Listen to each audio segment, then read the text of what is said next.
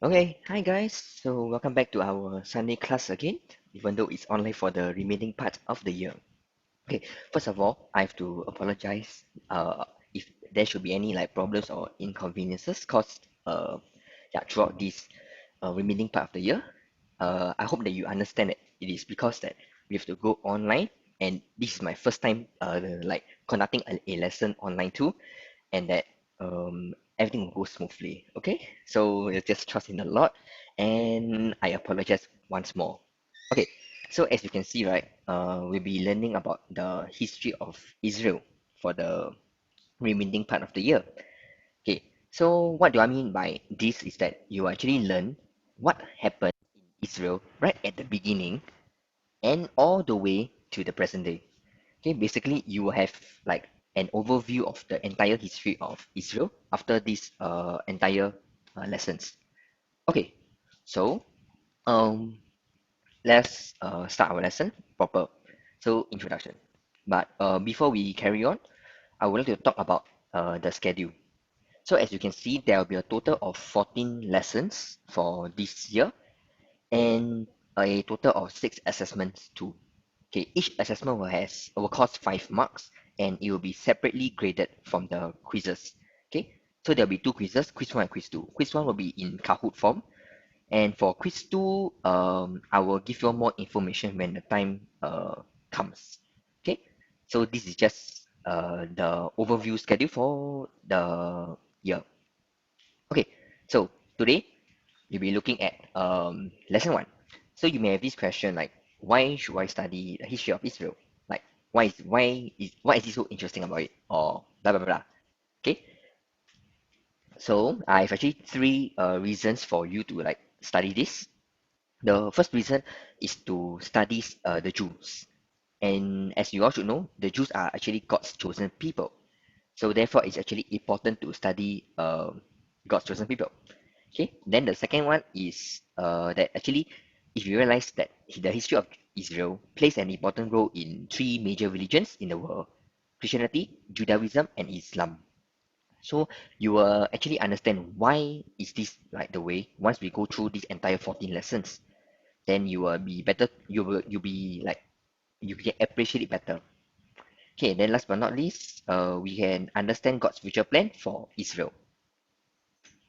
So what to expect from this topic? Three things. First, I hope that you all can understand and appreciate the history of Israel. Then second, to understand the present situation of Israel and her future. So it means that you understand why is Israel like that today and what will happen in the future, especially during the end times. Then lastly is to learn some lessons from Israel's history. Basically, like all other history lessons, like you learn from history so that you will not let the history to repeat itself. Okay, so without further ado, we shall start the lesson. So we can split actually the history of Israel into four different parts. So the first one is the Old Testament, which is from the Old Testament books in the Bible. The second one, we call it the intertestamental period. It's actually a period between the Old Testament and the New Testament, and this period is not written in the Bible. Okay, but it did happen in history. That's why it links between the Old and the New. Then for the third one, is obviously the New Testament, basically during Jesus Christ's time on earth. So this will be also from the New Testament books in the Bible. Then last but not least, we have the post New Testament. It means what happened after Jesus' death right till today. Okay, so for our first lesson, we'll be looking at the earliest days to the United Monarchy. Yeah, I'm sure all of you are very familiar with this story, right? It's like the basic story in the Bible. So in the beginning, yeah, let me read to you the verse. In the beginning, God created the heaven and the earth. Genesis chapter 1, verse 1. So what does this mean? Just God created everything, including the earth, including life. Okay. So the first man and first woman was Adam and Eve, right? And they were created in the Garden of Eden. And after that, they had two sons, Cain and Abel. And you all know the story. Cain killed Abel. However, not many of you will know this. That actually Seth replaced Abel. Okay, so this is the beginning story. So after many generations, after Adam and Eve a long time, there will be this person called Noah. And when I mention Noah, what is the thing that comes to your mind? Is the ark, right? So God actually created a universal flood to like flood the whole earth. Then he protected Noah and his family, uh, and he asked Noah to build an ark. Okay, so after Noah and the ark comes a guy called Abram. So Abram was actually from Mesopotamia. Mesopotamia is a region in the Middle East, basically near Iraq, that side, or in the present day. So during that time, God actually asked this guy called Abram to go from Mesopotamia, his hometown, to Canaan. Then God also like had a covenant with him, and because of this, Abram will change his name to Abraham. Okay, as we all know. Then fun facts. Your Muslim friends actually believe in Abraham too, but they call him Ibrahim instead of Abraham. Okay, so just note the difference. So two names for one person, the same person. So after many generations after Abraham, before that, during his time, God destroyed the cities of Sodom and Gomorrah. However, he only spared one guy over there, who was called Lot. Okay, remember his name because we will see him again later on in the lesson. Then Abraham married Sarah to gave birth to Isaac. Okay, so Isaac then married Rebecca and gave birth to Jacob.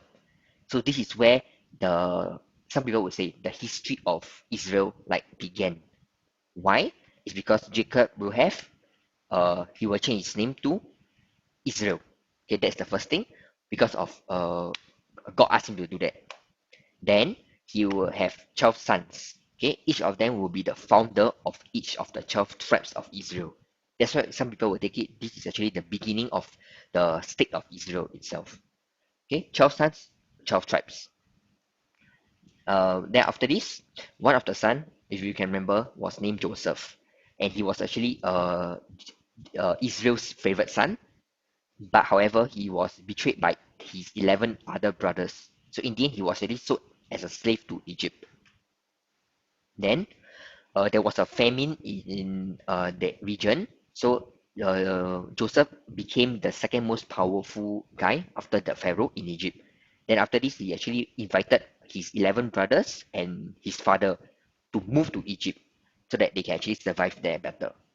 Okay, and this is where the story continues from Canaan to Egypt. Okay, so this is actually the genealogy of Abraham, basically the family tree. So as you can see, right? Okay, moment. Yeah, I want you to take note of three different person. Okay, so the first one is this guy called Ishmael, the son of Abraham and Hagar. However, he is not the chosen one from God. The chosen one is actually Isaac, who is the son of Abraham and Sarah. Okay, so Ishmael will eventually give rise to this group of people called the Ishmaelites. Okay, Ishmaelites today are actually the Muslims. Yeah, so actually they are related to us. Okay, in the right at the like the beginning of time. Okay, then the next person I want you to take note of is this guy, Lot. Remember him? In our story just now, Sodom and Gomorrah. Yeah, Lot was the only survivor. So he will have two daughters, first and second daughter, and each of them will give rise to the Moabites and the Ammonites. Okay, take note that these two would eventually become the enemies of Israel. So we will see this clearly at the later part of the lesson. Then last but not least, we will look at this group is called the Edomites. Okay, it's actually from the descendant of Esau. Okay, Esau. This group will be actually the most important among the rest of the groups. Okay, why is that so? Is because this group of people, the Edomites, will play a very, very, very important role later part in history. Okay, especially during the Roman times. So just for now, for at this moment, I just want you to memorize, like, remember this group of people, okay, called the Edomites, who were from Esau. Okay, then yeah. Okay, so we shall continue. So let us continue our story to ancient Egypt, one of the most mysterious history currently on this earth. Has the most mysterious history. Okay, ancient Egypt. So, as you remember just now, Joseph and the family were in Egypt. However, after many generations passed, means after Joseph and the family like died, and then the children, blah blah blah, the Egyptians um, actually enslaved the Israelites. So basically, they like bully them, they make them as slaves. So the Jews weren't happy. Then what they did? Can you guess? They actually looked up to God. So God raised up a human by the name of Moses, right? And yeah, you all know the story. So Moses' job was to actually bring the Israelites out of Egypt. So how did he do this? Is by the 10 plagues, okay, sent by God. So after these 10 plagues, however, the first 9 plagues did not really work, as you all should know. So it's only left to the last plague, which was the death of the firstborn son. Remember? Yeah. So after Pharaoh's son's eldest son died, finally he released the Israelites. However, he had a change of heart in the end and he chased the Israelite, remember, through the Red Sea. Then this is where Moses parted the Red Sea to allow the Israelites to cross properly. Then when Pharaoh and his army wanted to cross, the Red Sea basically drowned all of them, so they died. Okay, so this is through God's guidance that the Israelites were actually safe from the Egyptians. So they were actually heading towards Canaan. And remember, Canaan was actually the place Abraham went to at first. From Mesopotamia, his hometown, to Canaan. Then after Abraham was in Canaan, many subsequent generations, especially during Joseph era, they moved to Egypt. So now they moved back to Canaan again. Okay. Yeah, and just one more thing to take note. Canaan is actually present day the land of Israel, if you all do not know. So basically, long time ago it was called Canaan, and today it's called Israel. Okay, both refer to the same place. Okay, so did God actually really ask them to go to Canaan straight? No, he did not. He asked the Israelites to wander in the wilderness for 40 years. Okay, not days, not months, years.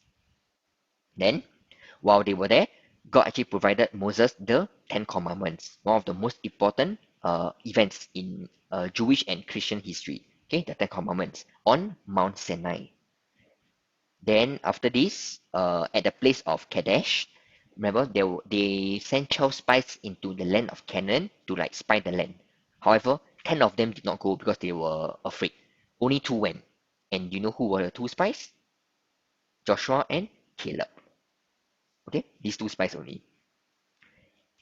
So after that, Moses led his people to conquer the lands beside Canaan after the spying thing. Moses also passed the leadership to Joshua because someone has to take over Moses, right? So eventually Moses died at Mount Nebo, okay, after seeing Canaan. Remember, he struck the rock twice instead of once. Therefore, his punishment was that he could not enter the land of Canaan. But God was so gracious that he gave Moses the chance to see Canaan from afar. So that place was actually Mount Nebo. Okay, so now we should actually take a look at Mount Nebo. Like, where is it today? Okay, so as you can see, this is Mount Nebo in at the middle of the screen. Okay, Israel is actually right at the eastern side of Mount Nebo. Okay, it's around here.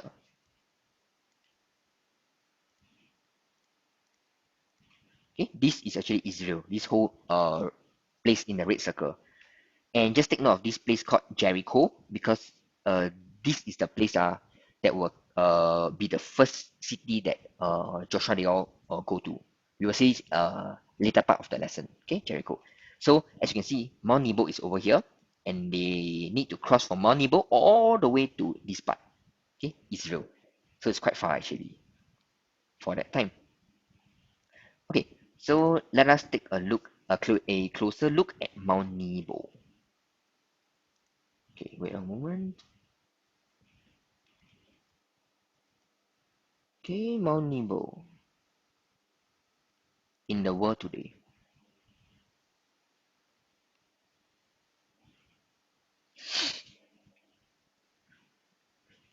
Okay, as you can see, it's actually very, very beautiful. This is at the top of Mount Nebo, and over here, you can see the entire wilderness, okay, like desert-like area. Ooh, beautiful, right? So Israel is actually right at the far end, okay, very, very far. Okay, so yeah, just take a look. Very nice. Okay, so let's go back to our slides. Okay, just for information, the tool that I used just now to show you Mount Nebo is actually Google Earth. Okay, so Google Earth is actually a very good tool, obviously by Google, yeah, which actually allows you to see like real life structures or places in the world. So if next time you want to look at maybe like the seven wonders of the world, the pyramids of Giza or the Roman Colosseum, I would highly recommend you to use Google Earth. It will give you a 3D view some more, yeah, of the actual place in uh like in the present world. Okay, so it's a very beautiful tool to use actually. Okay, so yeah, without further ado, let's continue. So after he died at Mount Nebo, Moses managed to see Canaan. Then Joshua would take over the leadership and led his people to conquer the land of Canaan. Okay, so like I mentioned just now, the first city Joshua went to was actually Jericho. Okay, and later he will move on from Jericho to other cities. So eventually, the Israelites managed to conquer the entire land of Canaan. And to take note, because at first, remember, the Jews were in Egypt during Joseph's time, so there were actually people like moved into Canaan. These people are called Canaanites. Okay, they are the inhabitants of Canaan. Then Israel came along and conquered all of them, or take over all of them. Okay, take note, one group of people called the Jebusites. They were still living in Jerusalem. In other words, when the Israel came, they managed to conquer all the people out of the land of Canaan, but they did not like so-called take away the Jebusites from Jerusalem. Okay, this point will be brought up again in the later part of the lesson. Okay, so just remember Jebusites in Jerusalem living with the Jews. So after settling down, the 12 tribes were each given their own lands, okay, throughout Canaan. So Joseph, a long time ago, had two sons, Manasseh and Ephraim. So these two will become like the tribe of Manasseh and Ephraim. Then take note, the high priest tribe, the Levites, did not have any land given to them. Okay, so this is the map of the land given to the 12 tribes. So just to take note, just to like yeah, take note, the biggest tribe is actually Manasseh, as you can see, because there are two different parts of it. Then the smallest will be Benjamin, the smallest tribe. Okay, then like we mentioned just now, the enemies of Israel were Moab, Edom, and the Amalekite. Okay, so remember Edom and Moab, the Moabites and the Edomites, they actually were from Abraham descendants. Remember, they were Abraham's descendants. So in during this timing right now, they became the enemy of the Israelites. Okay, so after this whole thing, there will be a period called the period of judges. Basically, judges are people who were called judges to rule over the Jews. Okay, they are actually God's appointed rulers. So this is from the verse of the Bible I shall read. Nevertheless, the Lord raised up judges, which delivered them out of the hand of those that spoiled them. Judges chapter 2, verse 16. So, like I mentioned just now, they were actually chosen by God to rule over the Israelites. Remember, they were not kings. That's the difference. Okay, they were just judges. Okay, so famous examples include Deborah and Samson. Okay, these two.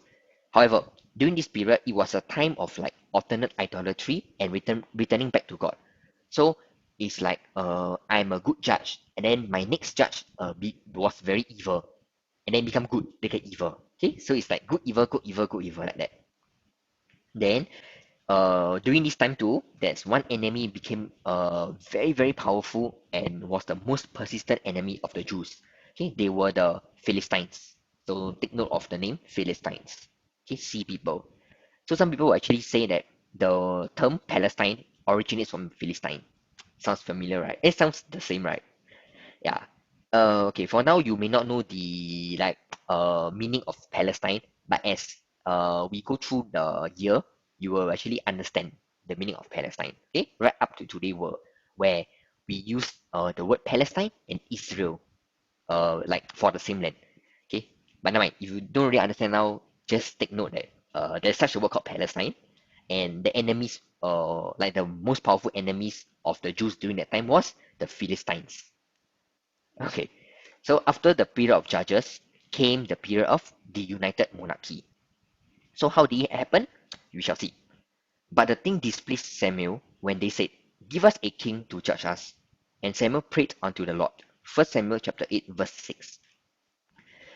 As you can see, the Israelites rejected God as their leader and they demanded a king like the other nations. Remember, we mentioned about the enemies of the Jews, like the Amalekites, the Moabites, the Ammonites. All of them had a king during that time, but the Jews had judges, okay, not king. So they were actually very jealous of the enemy. Like, why do you have a king, like so powerful king, but we don't? So now, they wanted a king to like rule over them. So they asked God to give them a king. So even though it was not God's plan, okay, take note of this. But in the end, God still like say fine, go ahead. So he asked Samuel to appoint a guy called Saul as their first king. Okay, and this result in the formation of the United Monarchy. So King Saul, the first king of the Jews. Initially, he was a very good king. He led numerous victories, take note, not conquered, over his enemies, such as the Moabites and the Ammonites. In other words, he did not wipe out the entire Moabites and Ammonites, but only uh like defeat them in battles. Okay, that's all. However, this story right should be very very familiar to most of you. I hope. The reason is that if you are doing your quiet time daily, which I really hope that you are doing, and if you're using the daily manna book, they're actually talking about King Saul and King David. Okay, so if you like do it right, you will know this story quite well enough.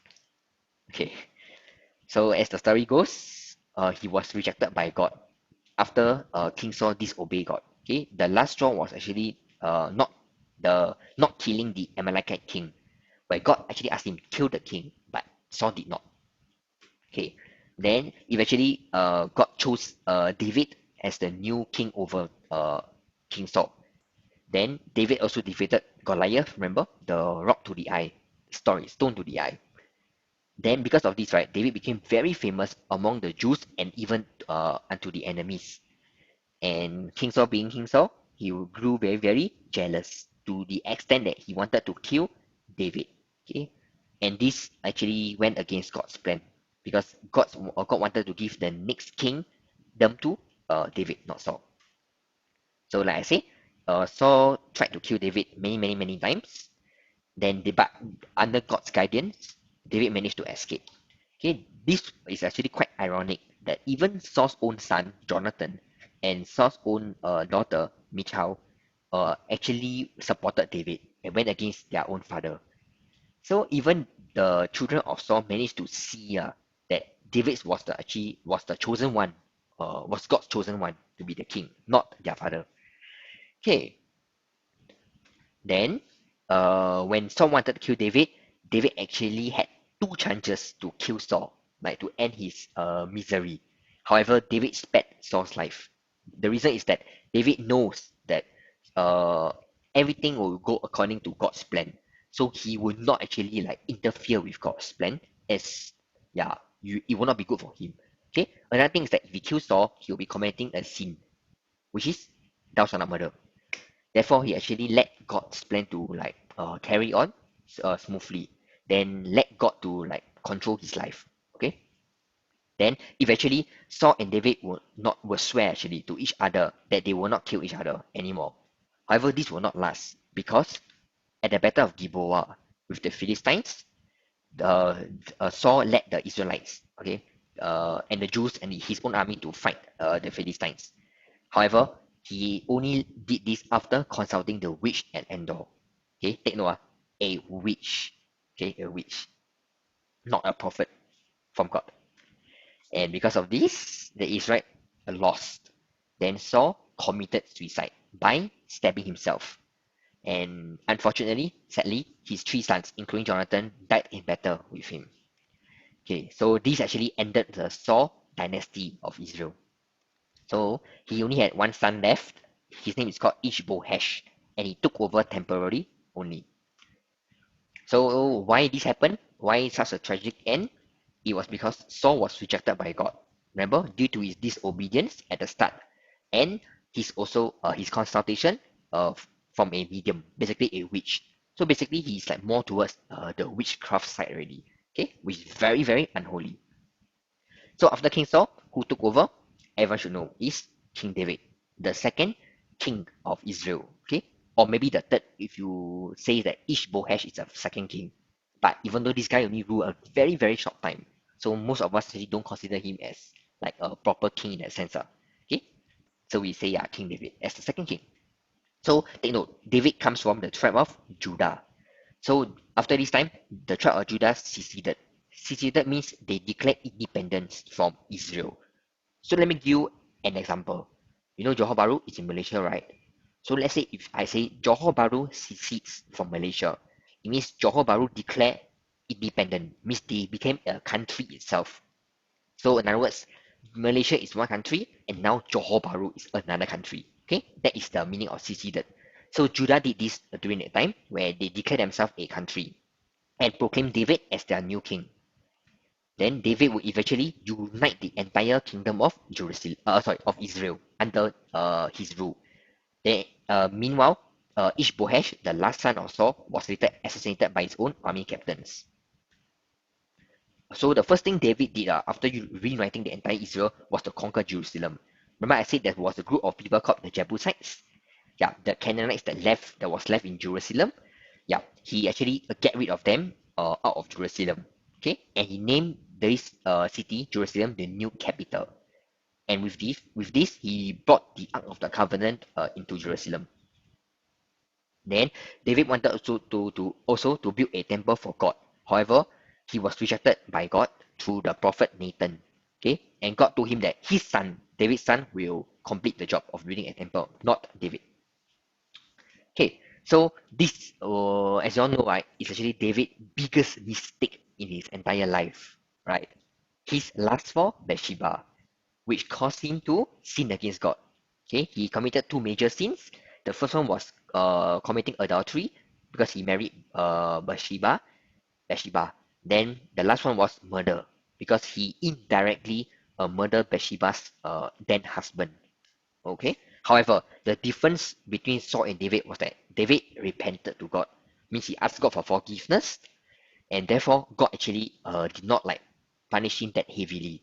But God still did punish him because he committed like that two major sins.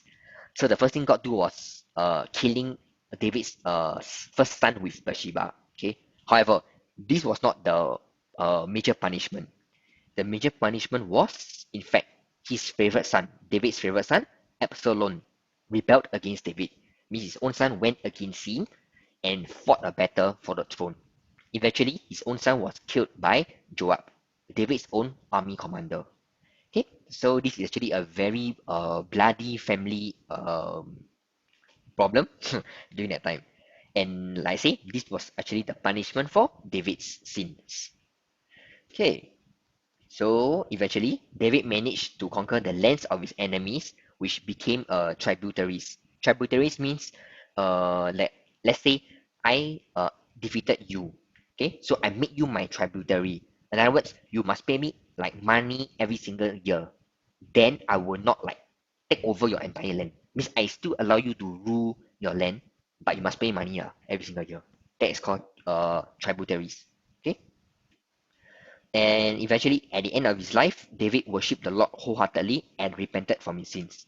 Okay, so because of this thing, right, that David became very, very holy at the end of his life, God actually blessed him. How? That his line, the house of David, would live on forever and ever. And this was through Jesus Christ, okay, our personal savior. And know that Jesus was a descendant from David. Yes, okay. So that's why this David line, they call it the Davidic line, will live on forever.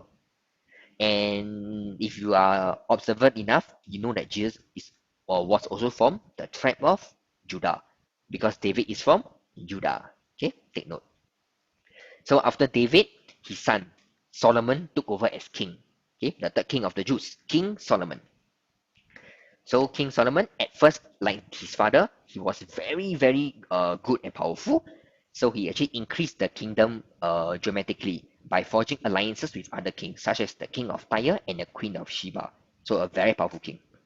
Then in the Bible, he is actually considered the wealthiest kings ever lived in Jewish history. So he's like the richest king, okay, even richer than his father. So this is the verse from the Bible. I shall read. Give therefore thy servant an understanding heart to judge thy people, that I may discern between good and bad. For who is able to judge this thy so great a people? First Kings chapter 3 verse 9. So this shows the wisdom that Solomon had from God.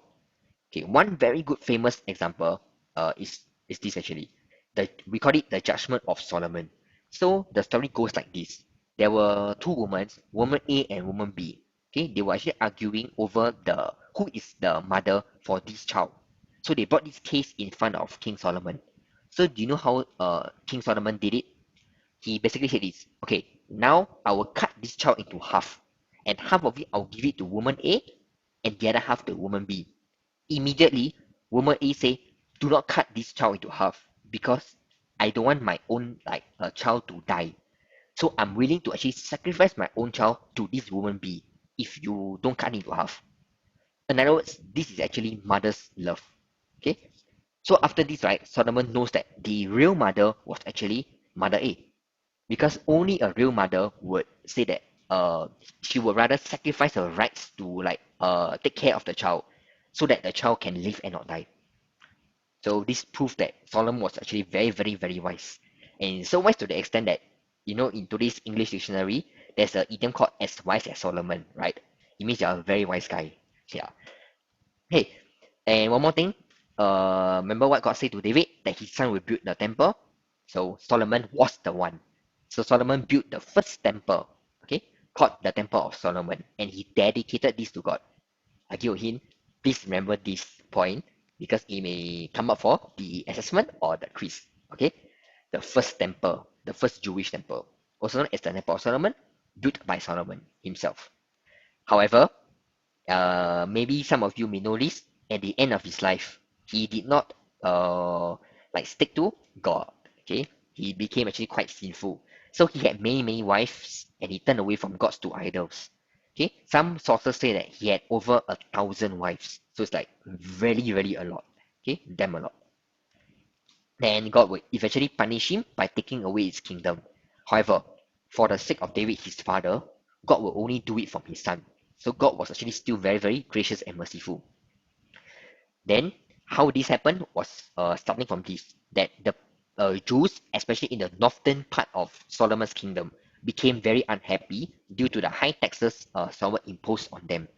So this was the first problem really Solomon faced at the end of his rule.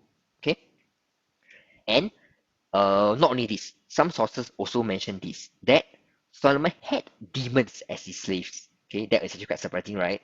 Yeah, this can be seen in the Testament of Solomon, a pseudepigrapha. Basically, it's like a book that is written by people but not inspired by God. Therefore, our Bible do not accept this book. Okay, that's what it means. The long word.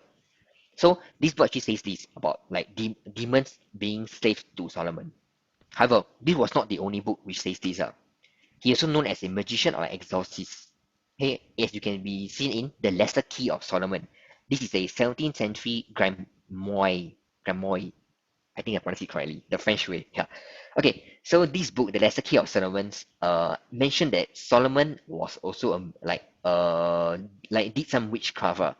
So he had this thing called the Seal of Solomon and Asmodeus.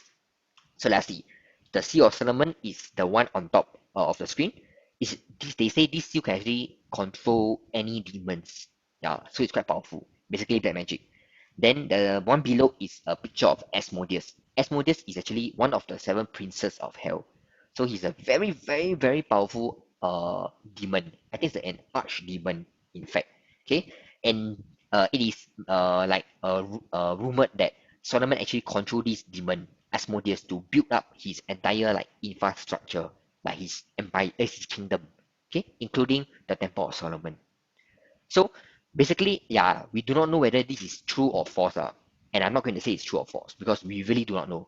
However, my main point I want you to take away from this whole thing is that at his death, right, that Solomon became very, very distant away from God. It means he became very unholy, okay, and not holy anymore.